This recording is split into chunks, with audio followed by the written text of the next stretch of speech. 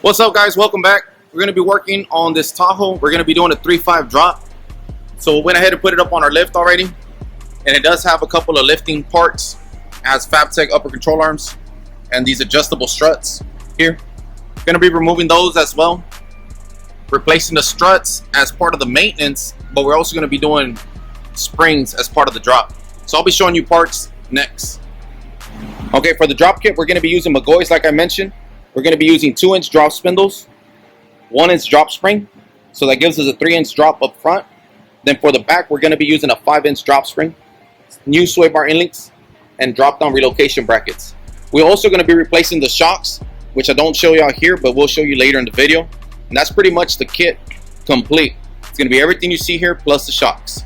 The back has a little spacer to pick it up. You can see a max track spacer there, which will be something we would use for this particular vehicle to raise it, so that still gives you a comfortable ride.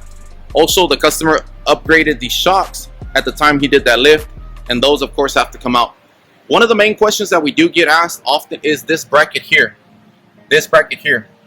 This, unfortunately, when you drop it, or even if you put it shorter, because a lot of people cut this bump stop here, it still bottoms out. It still hits in this part here.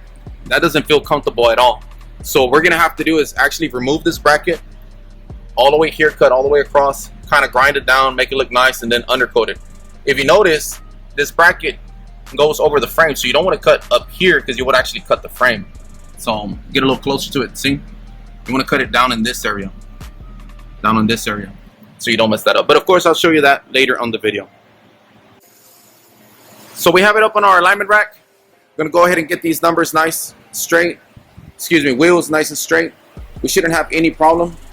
Like I mentioned to you guys, we did the 2-inch spindle with the strut, so it gives us plenty of clearance. As you can see, it's not right above the tire, so they still got plenty of space where it's not going to be rubbing or anything.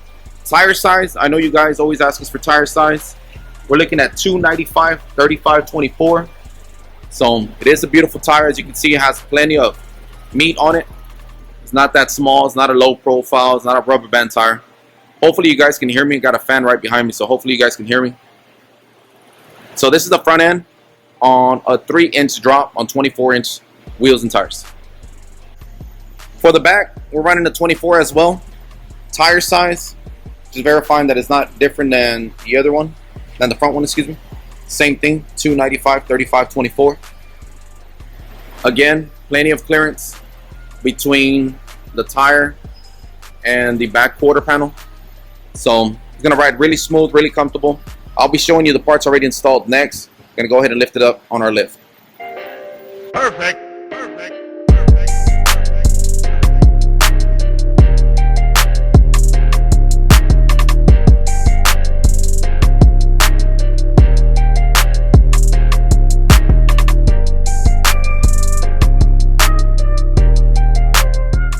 Okay, as mentioned earlier, we're gonna go ahead and show you the shocks. We're using Street Performance shocks for the back. Really smooth everything out.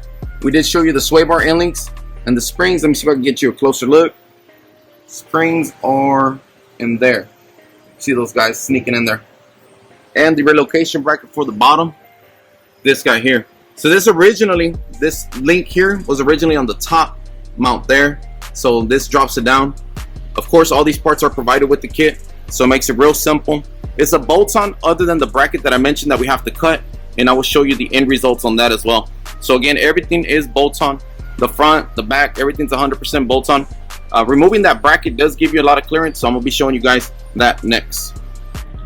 Okay, so now for the inside look, showing you the drop spindles, and we did replace the strut as mentioned earlier in the video that we did have a lift kit on here. So this is a factory strut. I think I mentioned earlier that it was a drop strut, but no, it's just a regular factory strut. The 1-inch drop, we got it from the spring. So again, we got 2 inches from the drop spindle and a 1-inch drop from the spring. We did replace upper control arm here, this guy there.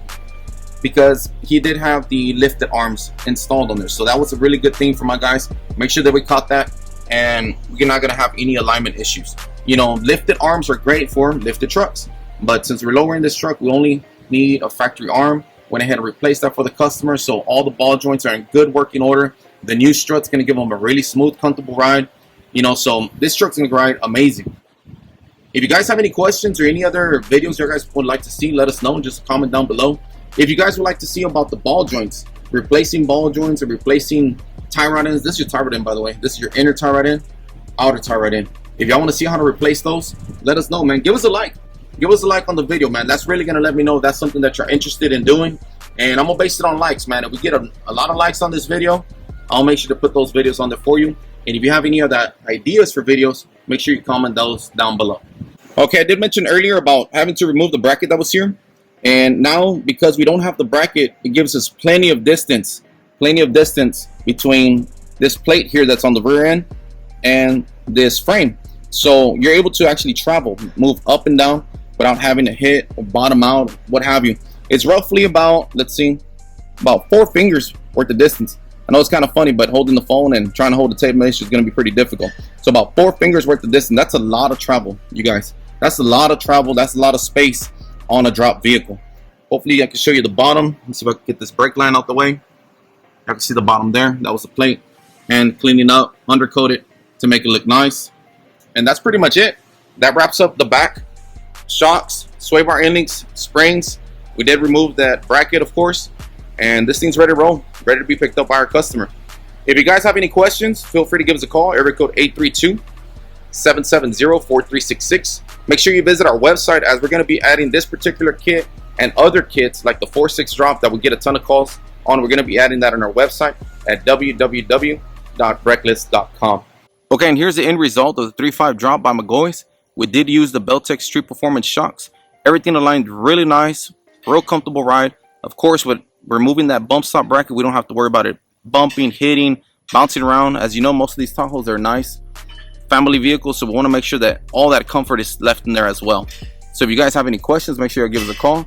Area code 832-770-4366.